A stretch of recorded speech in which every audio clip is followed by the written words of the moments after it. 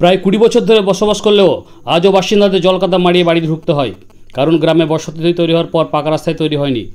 তাই গ্রীষ্মে ধুলো উড়িয়ে ও বর্ষায় জলকাদা মারিয়ে ঘরে আসতে হয় বড়ুয়া ব্লকের কোল্লা গ্রামের পশ্চিমপাড়া বাসিন্দাদের। এনে ক্ষুব্ধ বাসিন্দারা পাকা রাস্তার দাবিতে সরব হয়েছেন। সমস্যার কথা স্বীকার করে নিয়েছেন স্থানীয় কুলি পঞ্চায়েত প্রধান তৃণমূল কংগ্রেসের জেসমিন আহমেদ। বাসিন্দারা জানিয়েছেন প্রায় 20 বছর বেশি সময় ধরে তারা সেখানে বসবাস করছেন, কিন্তু এই সময়ের মধ্যে সেখানে ঢোকার জন্য পাকা রাস্তা তৈরি হয়নি। এমনকি রাজ্য সরকারের পথশ্রী প্রকল্পে এই রাস্তার নাম নেই, অথচ সেখানে কয়েকশো বাসিন্দা বসবাস করেন। তাদের বেশিরভাগ আবার পাকা বাড়ি, কেউ কেউ চাকরি করেন, তবে বেশিরভাগই বাসিন্দারা দুগ্ধ ব্যবসার সঙ্গে যুক্ত।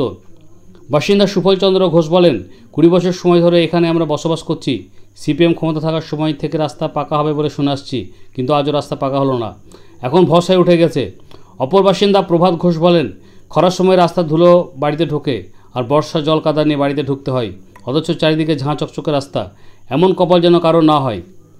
বাসিন্দারা জানিয়েছেন মূল রাস্তা থেকে গ্রামের রাস্তার দূরত্ব কয়েকশো মিটার হবে, তবে গোটাটা মাটির রাস্তা। সম্প্রতি বর্ষায় জল কাদায় ভরে গেছে, এখন এক হাঁটু পাঁকের মধ্যে দিয়ে চলাফেরা করতে হয়। স্কুলের ছাত্রছাত্রীদের ইউনিফর্ম ছেড়ে রাস্তায় হাঁটতে হয়। পঞ্চায়েত প্রশাসনের সঙ্গে বারবার জানিয়ে কোনো লাভ হয়নি। যদিও পঞ্চায়েত প্রধান বলেন যে রাস্তার খারাপ অবস্থার কথা আমরা জানি, তবে এই মুহূর্তে সেখানে পাকা রাস্তা করা যাচ্ছে না, তবে খুব তাড়াতাড়ি রাস্তার ইট কুচি ফেলে চলাচলের উপক্রম করা হবে।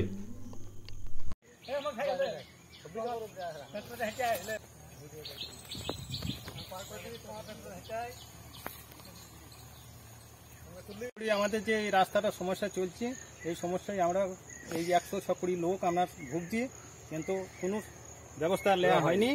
কিন্তু সিপিএম পঞ্চায়েত থাকতে প্রচুর মেম্বার প্রধানকে জানানো হয়েছে, সবাই আশ্বাস দিয়েছে যে এটা ঠিক আছে, আমরা সমস্যা সমাধান করছি, কিন্তু কেউ এখনো পর্যন্ত আমাদের সমাধান করেনি।